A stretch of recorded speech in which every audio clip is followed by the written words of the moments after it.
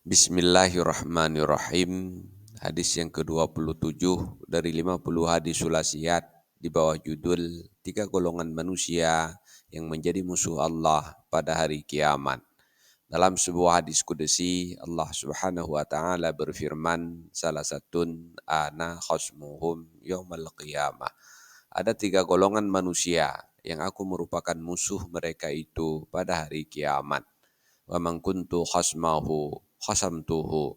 Siapa saja yang memusuhiku, maka aku pun memusuhinya. Rajulun a'tabi thumma ghadara. Pertama, seorang lelaki yang berjanji atas namaku, lalu ia mengingkarinya. Rajulun ba'a hurran faqala thamana. Yang kedua, seseorang yang menjual orang merdeka, lalu ia memakan harganya. Warajulun istajara ajiran fastaufa min walam yu'ti ajrah. Yang ketiga, seseorang yang menyewa orang lain untuk bekerja padanya. Orang itu sudah bekerja untuknya, kan tetapi ia tidak membayar upahnya. Wallahu a'lam bishawab, walhamdulillahi rabbil alamin.